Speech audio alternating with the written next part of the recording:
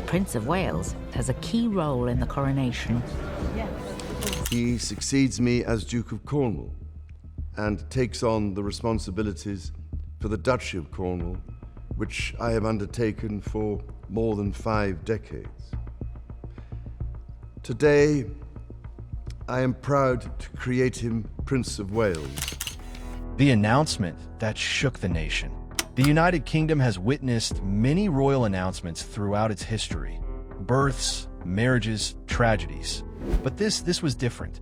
On a quiet morning in London, Buckingham Palace released a statement so powerful, so unexpected, that it left the world holding its breath. King Charles III, the man who waited a lifetime to wear the crown, had made an unprecedented decision.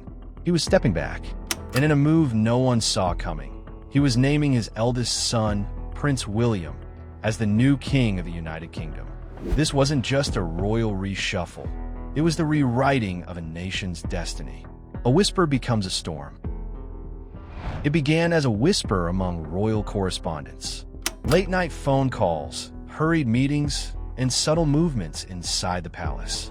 For weeks, there had been quiet talk about Charles's health, his exhaustion, and his growing wish to secure the future of the crown while he still could. And then it happened. A royal courier, dressed in mourning black, delivered the statement to the press. Within minutes, headlines across the world flashed the same breaking story. King Charles abdicates, Prince William to be crowned. Crowds gathered outside Buckingham Palace, many in disbelief. Others wept, not in sorrow, but in awe. The Second Elizabethan age had given way to the dawn of William's reign. Behind palace walls, those close to the king say the decision wasn't made overnight. It was the result of months of reflection, counsel, and a father's quiet understanding of time. In private conversations, Charles reportedly told advisors, the monarchy must evolve, not just survive. He had watched his mother serve until her final breath, and while he deeply admired her dedication, he believed his path should be different, one that ensured stability while allowing renewal. And so, in the privacy of Balmoral, Charles drafted the papers that would change royal history forever. William's reluctant acceptance.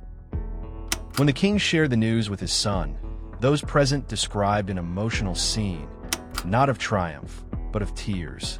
William, known for his sense of duty and quiet strength, reportedly told his father, "I would never take your place unless you asked me to." To which Charles, with the weight of 7 decades behind him, replied simply, "It's time, my boy. The crown must rest on steady shoulders." It was both a blessing and a burden, a moment of love between father and son, intertwined with the unrelenting power of tradition. Catherine's poise and power. At William's side, the Princess of Wales, Catherine, became an image of composure and quiet majesty. Sources say she was informed only hours before the official announcement. As always, she reacted with grace, reassuring her children, comforting William, and preparing herself for a new role she never sought, but one she was born to fill. Behind the palace gates, Catherine reportedly whispered to William that night, "Your mother would be so proud." It was a line that broke him and strengthened him. The nation reacts. Across Britain, the reactions were electric. Some were stunned, others celebrated. Many felt a deep emotional shift, the kind that comes when history turns its page. Crowds filled the mall, waving flags, singing hymns, lighting candles outside Buckingham Palace. For older generations, it was the memory of Queen Elizabeth's legacy echoing again. For the young, it was a glimpse of a modern monarchy, fresher, warmer, more human. In one evening, Britain rediscovered something it had quietly lost: unity under the crown. Camilla's graceful exit. And what of Queen Camilla? Palace insiders reveal that she fully supported the king's choice. Those close to her say, she told friends, "He has given everything. It's time he rests." Camilla reportedly plans to retire from public life, focusing on quiet charity work. Her role in history complete, her loyalty unshaken. Behind closed doors, she was the steady hand guiding Charles through the decision. And when the day came, she stood beside him one last time, as he passed the crown to the son Diana once called my whole heart. The coronation of King William IV. It was unlike any coronation in British memory, grand yet intimate, royal yet deeply personal.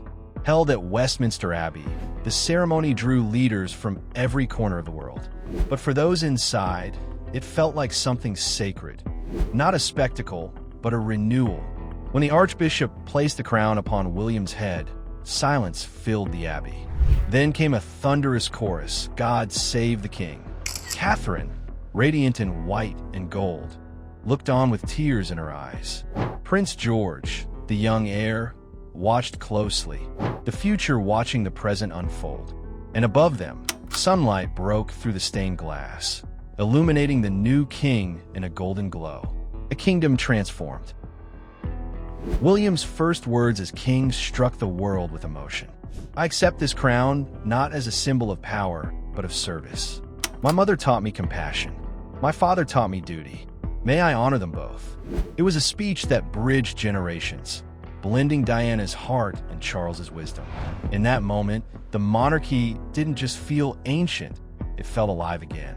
The modern king spoke not to his courtiers, but to his people.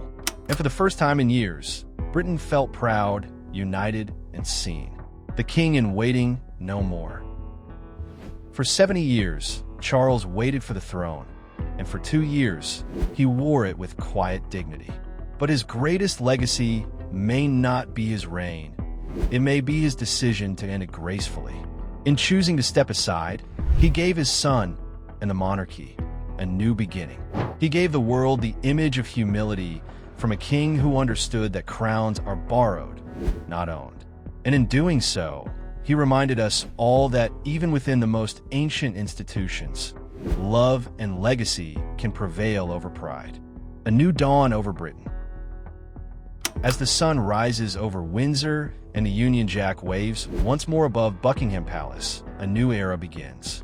King William IV and Queen Catherine, the faces of a modern monarchy, now carry the torch into the future.